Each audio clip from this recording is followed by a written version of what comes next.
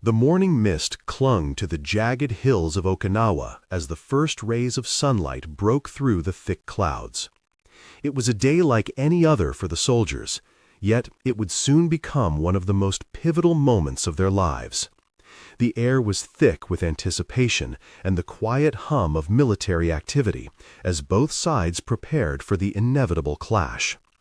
The island, already scarred by weeks of intense fighting, now held the weight of an impending disaster.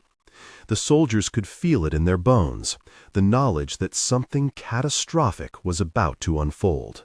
The previous night had been filled with the distant rumble of artillery and the occasional crackle of machine gun fire. But now, in the early morning silence, there was an uneasy calm. The soldiers moved methodically, their faces grim and focused, knowing that the real battle was still ahead. For them, it was just another day of war, but for the civilians caught in the crossfire, it would be the day that their world would be irrevocably altered. Inside the caves, the atmosphere was suffocating. The air was thick with the smell of sweat, fear, and decay. Families huddled together, trying to stay warm and safe from the chaos above. The children were frightened, their small faces etched with confusion and terror. They had no understanding of the war that raged outside, only that their parents had promised them safety within the confines of these cold, damp walls. For them, the cave had become both a sanctuary and a prison, offering protection from the bombs, but also trapping them in a nightmare of hunger and disease. Outside, the soldiers continued their preparations, unaware that the lives of the civilians were about to change forever. As they moved forward, their orders were clear: take the island at any cost. But they had been warned about the Japanese soldiers' brutal tactics, the use of civilians as human shields, and the terrifying possibility of mass suicides. No one was sure how it would unfold, but they all knew one thing: this battle was not going to be like any other. As the morning wore on, the tension in the air grew palpable. The soldiers took their positions, weapons at the ready, eyes scanning the horizon for any sign of movement. Every sound seemed to carry weight. Every footstep, every crack of a twig underfoot was magnified in the silence. And then, the first explosion shattered the stillness. It wasn't the roar of artillery or the thud of a bomb. It was the sound of a chemical attack. The gas spread quickly, moving like a silent predator through the air, unnoticed until it was too late. The soldiers, caught off guard, scrambled to put on their protective masks, but not everyone had the time. Panic set in as the chemical cloud engulfed the battlefield. The soldiers could hear the coughing and choking of their comrades, some already falling to the ground in agony. It was clear that the situation had escalated beyond anything they had anticipated. In the caves below, the Japanese civilians were oblivious to the threat above. But as the gas drifted over the land, it began to seep into the underground tunnels. The first signs were subtle: a slight burning sensation in the eyes, a scratchy throat, and then the dizziness. Panic spread quickly among the civilians as they realized something was wrong. Mothers pulled their children close, and fathers tried to protect their families, but there was nowhere to run. The gas was everywhere. Inside the caves, there was no escape from the terror. The civilians, who had spent weeks in the safety of the Earth's embrace, were now trapped in a nightmare of their own making. The gas worked quickly, its effects becoming evident as people began to collapse. Children coughed and cried, their small bodies racked with pain as their lungs struggled to breathe. The elderly were hit hardest, their weakened bodies unable to withstand the poison that filled the air. The soldiers above, now fully aware of the scale of the chemical attack, were faced with an impossible decision. They could continue with the assault, or they could attempt to save the lives of those below. But the risks were enormous. If they approached the caves, they would expose themselves to the gas. But if they did nothing, they would condemn the civilians to certain death. As the sun began to rise higher in the sky, the soldiers made a choice. They gathered their protective gear and began making their way towards the caves, risking their own lives to help the people trapped inside. They knew that by doing so, they were breaking every rule of engagement. They were no longer just soldiers. They were human beings, responding to a desperate plea for help. The walk to the caves felt like an eternity. Each step was fraught with danger, as the soldiers tried to navigate through the thickening cloud of gas. Their masks helped, but the air was still filled with the choking stench of death. It was a race against time, a battle for survival that transcended national borders, ideologies, and uniforms. In the midst of the chaos, one thing was clear. The soldiers' decision to help those in need would forever alter the course of this war. The morning had been filled with anticipation, but now it was swallowed by the fear and confusion that the chemical attack had unleashed. The soldiers above had no way of knowing the full extent of the devastation, but within moments they began to feel the oppressive weight of the poison in the air. The gas spread quickly, silently creeping through the terrain, invisible yet lethal. Its effects were immediate and devastating. Those who weren't quick enough to put on their gas masks choked and collapsed, their bodies writhing in agony as the toxin tore through their lungs. For the civilians hiding in the caves, the gas was a slow-moving, invisible death. The first signs were subtle, a slight burning sensation in the throat or eyes, easily dismissed at first as nothing more than dust or smoke from the ongoing battle. But then the dizziness set in, followed by coughing, shallow breathing, and a tightness in the chest. Panic spread like wildfire. The air, already stale and oppressive from days of sheltering in the darkness, now felt like it was suffocating them. The gas infiltrated their lungs, and there was no escape. Inside the cave, the panic was palpable.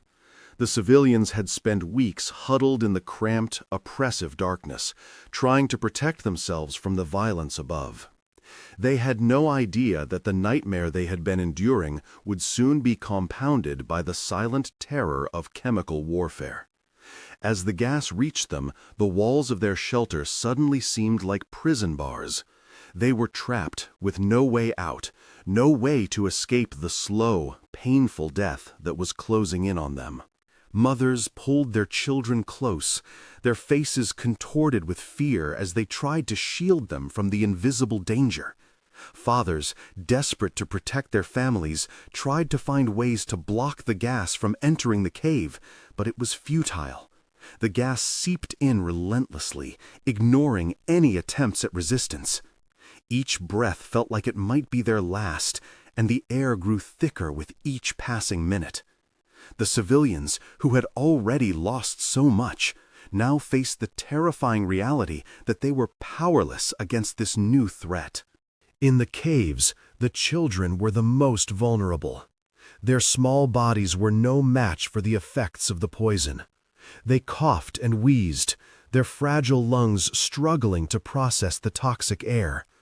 Some of them began to collapse in their parents' arms, their faces pale and lifeless. The mothers cried out for help, but there was no one to hear. The fathers, once strong and protective, now felt helpless, watching as their children suffocated in front of them. The elderly were the next to fall. Their weakened bodies, already ravaged by hunger and exhaustion, were no match for the assault of the gas. They collapsed without warning, their frail bodies unable to withstand the poison that filled the air. The older men and women, who had once been the pillars of their communities, now lay still, their breaths shallow and faint. The loss of life was overwhelming, and yet, in the darkness of the cave, there was no time to mourn. There was only survival. Outside, the soldiers were struggling to deal with their own suffering. The gas, now spreading across the battlefield, made it almost impossible for anyone to move or function. Soldiers stumbled through the thick fog, their eyes burning, their lungs fighting for air. Those who hadn't been able to don their protective gear were suffering the worst. The soldiers, who had once been ready for battle, now found themselves fighting for their lives in a completely different kind of war. The gas was a silent killer, and it showed no mercy. For those who had managed to secure their masks and protective gear, the challenge was not over. They still had to make their way through the thickening cloud of poison to reach the caves where the civilians were hiding. Each step forward felt like a battle against the gas itself, but the soldiers knew they had no choice. They had made a decision to help those who could not help themselves, and now they had to carry it out, even at great personal risk. The stakes were higher than ever, and the soldiers knew that every second mattered. In the caves, as the gas continued to spread, the air grew heavier with despair. The civilians were now fighting not only against the poison, but also against the crushing weight of hopelessness. The sense of being trapped, of having no way out, was suffocating. It was a fight for survival in the truest sense of the word. But even in the face of such overwhelming odds, the hope that had carried them through the darkest days of the war still flickered in the hearts of some. They had survived so much already, and now they clung to the hope that they could survive this too. As the gas poured into the caves, the soldiers above struggled with the decision to move forward.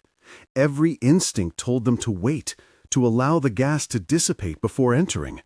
But time was of the essence. If they delayed, it could be too late for the civilians trapped inside. And so, with no other option, they pressed on, determined to save as many lives as they could, even if it meant sacrificing their own. The fate of the civilians below hung in the balance, and the soldiers knew they could not turn back now. The gas continued to fill the air, seeping into every crevice, every corner of the caves. Inside, the civilians could feel the poison slowly choking the life out of them. The darkness that had once offered them protection now felt like a suffocating tomb. They had no idea what was happening outside, but they knew one thing. They were running out of time.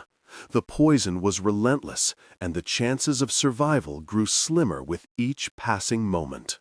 As the gas thickened inside the caves, the air became a suffocating blanket that pressed down on the civilians.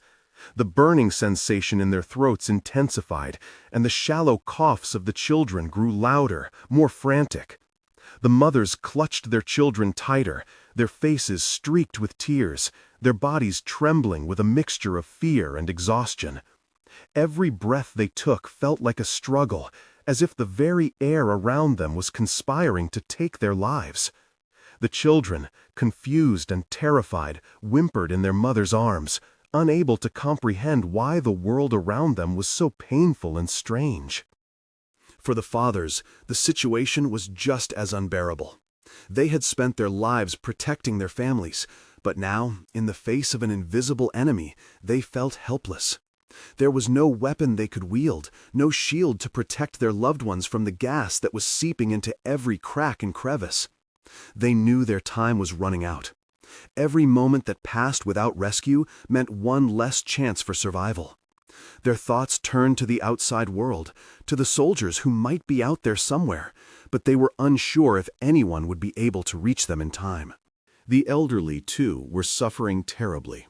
Their frail bodies were already weak from hunger and exhaustion, and now the poison ravaged their weakened systems. Some of the older men and women collapsed quickly, their bodies no longer able to withstand the strain. There was no time to mourn their loss, no time to offer them the comfort of a last breath. The grief that would come later was buried beneath the immediate need to survive. But for the others, it was clear that survival was no longer guaranteed. The children, once a source of hope for the parents, were now a painful reminder of how much was at stake. Their small bodies struggled to hold on, but the poison was relentless. Some children, their faces pale and unseeing, slipped into unconsciousness, their tiny hands going limp in their parents' grasp. Others, in a desperate attempt to hold on to life, gasped for air, their chest rising and falling in shallow, erratic movements. It was a heartbreaking sight, a generation on the verge of being lost to a war they didn't understand. Outside the cave, the soldiers continued to battle their own struggles. The gas had affected them too, but they were better prepared. Their protective gear gave them some respite, but even they could feel the weight of the chemical cloud pressing in on them. Every step they took toward the caves felt like an eternity. Their hearts raced as they fought to maintain focus, knowing that each second mattered. They had seen enough death, enough destruction to last a lifetime. But now, for the first time, they were truly fighting for life. And it wasn't just their own. As the soldiers moved forward, the uncertainty of the situation weighed heavily on them. They had been trained for combat, for killing, for defeating an enemy. But now they were faced with something entirely different, something they had never been prepared for. The civilians inside the cave were not enemies. They were victims, caught in the crossfire of a war they never wanted. The soldiers knew that to fail them now would be a tragedy, one that would haunt them for the rest of their lives. They had no idea how many survivors they would find, but they had to act. They had to try. Back in the caves, the air had become thick with the sound of coughing, crying, and the desperate shuffling of feet. People were stumbling around in the dark, trying to find any way to shield themselves from the poison, but the gas was relentless. The children, whose cries had once been a source of hope, were now part of the chaos, their sobs lost in the noise of the suffering around them. The panic was palpable. Every sound, every movement seemed to bring them closer to the edge of despair. The mothers, once strong and hopeful, were now at their breaking point. They whispered words of comfort to their children, telling them that help was coming, that they would be all right. But deep down, they knew the truth. The gas was killing them, slowly and painfully. The thought that they might not survive to see their children grow up haunted them. And yet they clung to the hope that somehow, miraculously, they would make it out alive. They had no choice but to believe that the soldiers outside could still save them. The fathers, too, were feeling the crushing weight of despair. They had always been the protectors, the ones who provided and kept their family safe. But now there was nothing they could do. They had nothing left to offer but their presence, their love, and their hope that somehow they could hold on long enough to see the world outside the cave once again. They looked at their children, at their wives, and they knew that their lives, their very survival, depended on the mercy of forces beyond their control. As the hours stretched on, it became clear that the battle for survival inside the cave was just as intense as the battle outside. The civilians, weakened by hunger, disease, and now the gas, were holding on by the thinnest of threads. But in the face of this terror, there was still a flicker of hope. The soldiers were coming, they had to be, and with them the chance of survival. The tension in the cave was unbearable. As the poison continued to spread, the silence that had fallen over the civilians was punctuated only by the sound of desperate breaths and stifled sobs. The gas had already claimed many lives, and there was no sign of it letting up. The once tight-knit community of families, bound together by shared history and culture, was now unraveling under the weight of a force they couldn't fight. The walls of the cave felt like a tomb, and for many, hope was already a distant memory. The only thing that remained was the instinct to survive. Inside, the mothers tried to comfort their children, whispering words of reassurance that they knew weren't true. They knew their children were growing weaker with each passing minute, their bodies no longer able to withstand the toxic air. The fathers, too, could do nothing but hold their loved ones close, helpless in the face of an enemy they couldn't see but could feel in every breath. The gas had turned the cave into a suffocating prison, and every second felt like an eternity. The once clear path of survival had become a hazy, uncertain journey, and no one knew how long they could hold on. Outside, the soldiers, though equipped with gas masks and protective suits, were struggling to maintain their composure. They were no strangers to the horrors of war, but this was different. They had come here to fight, to defeat an enemy, but now they were faced with a completely different battle, one that required compassion, courage, and a willingness to risk everything to save lives. The thought of the civilians trapped in the caves, suffocating from the gas, weighed heavily on them. They had to act, but every move was fraught with danger. They could not afford to make a mistake. The lives of those inside depended on them. The decision to move forward was not made lightly. The soldiers knew that entering the caves meant putting their own lives at risk. The gas was still thick in the air, and the soldiers were not immune to its effects. But the idea of leaving the civilians behind, of letting them die in the dark, was something they couldn't bear. They had seen the suffering of war, but this was something entirely different, a fight for survival against an unseen enemy. With a shared resolve, they prepared to enter the cave, hoping they could reach the civilians in time. As the soldiers approached the entrance, the choking gas made it nearly impossible to see. Their masks helped, but the air was still thick with the scent of death. Every step forward felt like a struggle, each one taking them deeper into the unknown. The darkness inside the cave was all-encompassing, and the soldiers could barely make out the shapes of the civilians huddled together in the shadows. They could hear the sounds of coughing, of soft cries, but they couldn't see the faces of those they were trying to save. They had to trust their instincts and the knowledge that every second counted. The first civilian to emerge from the cave was an elderly woman, her face gaunt from hunger and exhaustion. She stumbled forward, her hands trembling, as if she were unsure whether to trust the soldiers standing before her. The soldiers immediately moved toward her, offering water and food, but the woman didn't speak. She simply collapsed into their arms, unable to take another step. It was a heartbreaking sight, and for the soldiers, it was a stark reminder of how fragile life could be in the midst of such chaos. One by one, more civilians began to emerge, hesitant at first, but with growing confidence as they saw the soldiers' willingness to help. The gas had taken so much from them already, families, homes, and now their health. But as they stepped into the light of day, they were met with compassion, a kindness they had not expected. The soldiers worked quickly, offering water, food, and medical aid, all while remaining vigilant of the lingering gas that still threatened them all. The civilians, too weak to fully comprehend what was happening, simply clung to the soldiers, grateful for the simple act of kindness.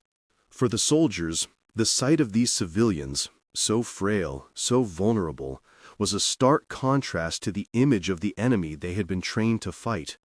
They had been taught to see the Japanese as adversaries, but now they were seeing them as human beings, struggling to survive in the same brutal world. It was a shift in perspective that none of them had anticipated, and it left a profound impact on each soldier. They were no longer fighting against a faceless enemy. They were fighting for the lives of innocent people caught in the crossfire of a war they didn't choose. As the civilians were slowly pulled from the depths of the cave, the soldiers realized just how much they had underestimated the strength of the human spirit. The civilians, though weakened by the gas and the hardships they had endured, still had the will to survive. They held on to each other, relying on their shared strength to get through the worst of it. And as the soldiers helped them to safety, they felt a deep sense of respect for the resilience of the human heart. This was not just a rescue, it was a reminder of the enduring power of hope. The scene outside the cave was one of chaos and calm interwoven. The soldiers continued to offer aid, but they knew their mission was far from over. The gas still lingered in the air, and the risk of further casualties was high. But with each civilian they helped, with each life they saved, they felt a renewed sense of purpose. They had come here to fight a war, but in that moment they were fighting for something far greater: humanity. It was a fight that transcended uniforms, borders, and ideologies. It was a fight for survival, for compassion, and for the belief that even in the darkest of times, there could be light. The moment the first civilian emerged from the cave, the air felt like it shifted. There was something fragile about the scene, something that deeply moved the soldiers who were already stretched thin by the horrors of war. The elderly woman who first stumbled into the light from the cave was almost unrecognizable, her skin drawn tight over her bones. She looked at the soldiers with a mix of disbelief and exhaustion, unsure whether the help being offered was real or some cruel trick. But the soldiers didn't hesitate. They moved quickly, their hands gentle but firm, leading her away from the mouth of the cave, where the toxic air still lingered. As they guided her, they could feel the weight of her weariness. She had given up on survival long ago, and now she was too tired to even cry out.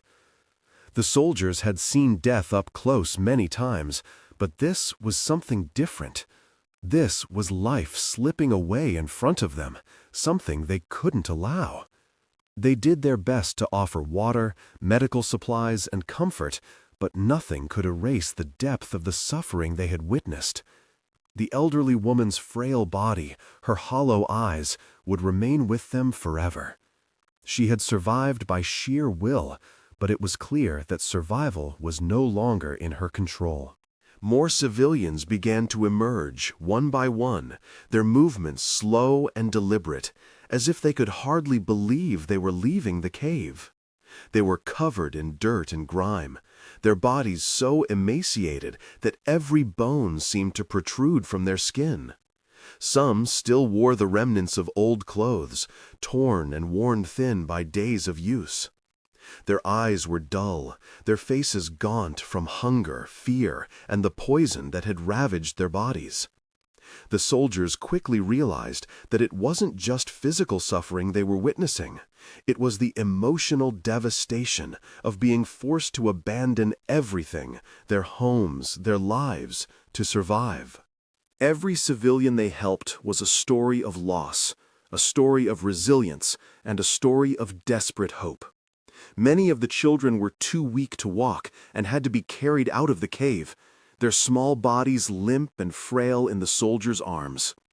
As the soldiers cradled them, they felt a deep sadness and frustration. These children, so young, had already been through more than any child should ever experience. They had been born into a world of war, raised in fear, and now they were paying the price for a conflict that had torn their families apart. The soldiers couldn't fathom what these children had witnessed, but their faces told the whole story. The innocence that should have defined their youth was gone, replaced by an eerie understanding of the suffering around them. The soldiers, despite the exhaustion in their own bodies and the fear that gripped them with every breath, found themselves doing everything they could to ease the suffering. They gave up their rations, their medical supplies, and their personal comforts without a second thought. It wasn't just about saving lives. It was about restoring some semblance of humanity to a world that had long been devoid of it. Each act of kindness, each moment spent tending to a child or comforting an elderly person felt like a tiny rebellion against the cruelty of war. The soldiers knew that this was their true battle. Not against an enemy army, but against the dehumanizing forces of fear, suffering, and loss. But even as they worked to help the civilians, they were keenly aware of the danger that still surrounded them. The gas was still thick in the air, its effects lingering. They had no idea how long they had before it would become too dangerous for them to stay. Each passing minute brought a new level of urgency. The soldiers knew they had to move quickly. As they ushered the civilians toward makeshift shelters, they also kept their eyes on the sky, watching for any signs of new attacks or shifts in the wind that might bring more gas. They had already seen what the poison could do. They couldn't afford to make any mistakes. One by one, the civilians continued to emerge from the cave, their movements slow but determined. The soldiers couldn't help but feel a sense of awe at their resilience. Despite everything they had been through, despite the gas, the hunger, and the violence, they were still here. They were still fighting, even if it was just for one more breath. The soldiers offered what comfort they could, but the truth was, there wasn't much left to give. They couldn't erase the trauma that had been inflicted upon these people. They could only offer a fleeting moment of peace in the middle of a war that had robbed everyone of so much. As the last of the civilians were brought out of the cave, the soldiers paused, taking in the scene. There were still so many questions left unanswered. How many had they lost? How many more had been left behind, unable to escape the poison in time? They didn't know. What they did know was that they had saved lives today, lives that would otherwise have been lost to a war that had already taken so much. The soldiers stood there for a moment, not speaking, but understanding the gravity of what they had just done. They had saved people, and in doing so, they had also saved something within themselves. The civilians, now gathered in the light of day, began to look around. Some whispered to each other, unsure of what had just happened. Others remained silent, too exhausted and overwhelmed to speak. But in the stillness, there was a sense of relief, a sense that, for the first time in days, they were safe. They weren't just surviving anymore, they were living. They weren't alone anymore, and the soldiers, standing beside them, were not their enemies. They were their saviors. As the civilians were finally led away from the mouth of the cave, the soldiers stood still for a moment, taking in the sight of those they had rescued. The scene was surreal. The people they had once seen as enemies were now standing before them, alive, fragile, and filled with gratitude.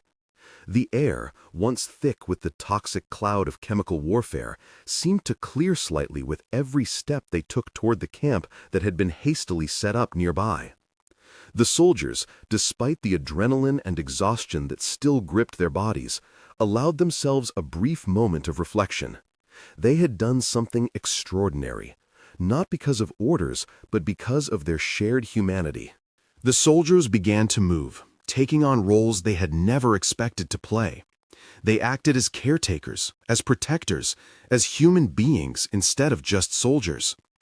They distributed water, food, and medical supplies, doing everything they could to tend to the immediate needs of the civilians. For many of them, this was an unprecedented experience. They had never seen such vulnerability in the people they had been fighting against.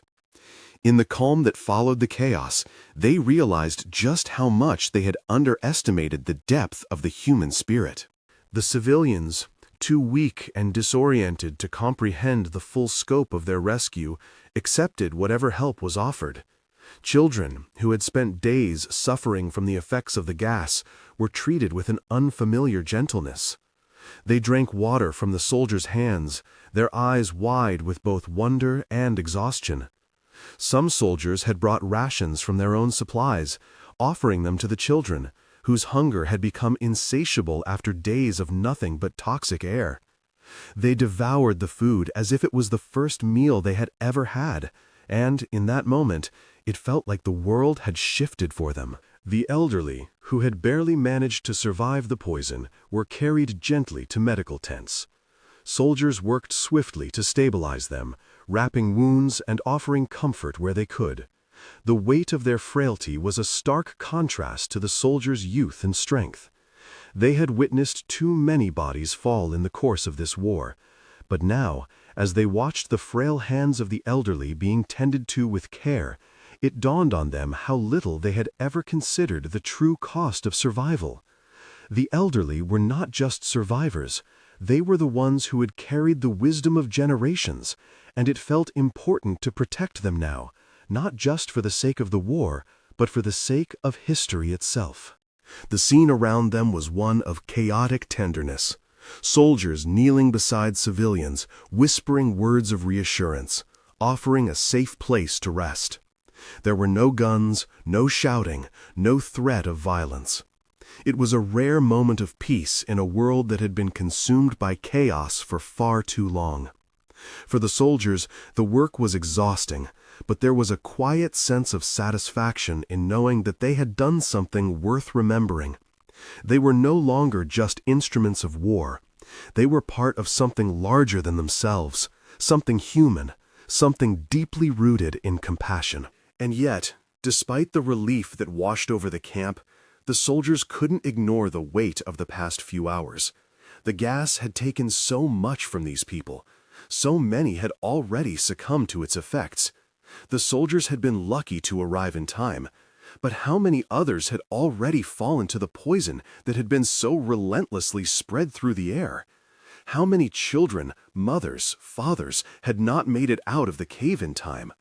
The loss was undeniable, and even though the rescue had saved many lives, it could never undo the pain and suffering already inflicted. As the sun began to set, the soldiers gathered around, weary but resolute. They had just participated in something that transcended the boundaries of war.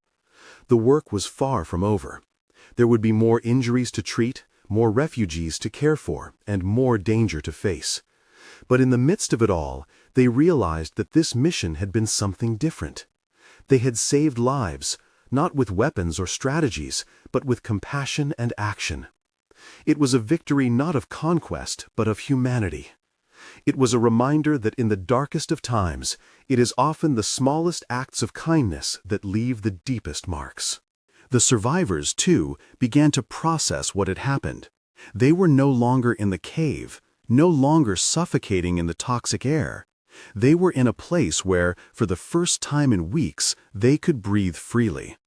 But even as the soldiers offered them food and shelter, there was a quiet sense of disbelief that lingered. Had they truly been saved? Had the very soldiers they had been taught to fear come to offer them protection, food, and safety? It was a question that would take time to answer, a question that would be etched in the minds of those who had survived the gas. Some civilians wept, their tears flowing freely now that the immediate danger had passed. Others sat in silence, still in shock from the trauma they had endured. Children clung to their parents, seeking comfort and reassurance in the arms of those who had already given so much. The soldiers, too, felt the weight of the day's events. They had saved lives, yes, but they had also seen things that would stay with them forever. In the quiet moments, they shared glances that spoke volumes, a shared understanding that, despite the horrors of war, there was still goodness in the world. It was a fleeting, fragile hope, but it was hope nonetheless. As the camp settled into a tentative peace, the soldiers stood watch, keeping an eye on the horizon, waiting for the next threat. But for the moment, the immediate danger had passed.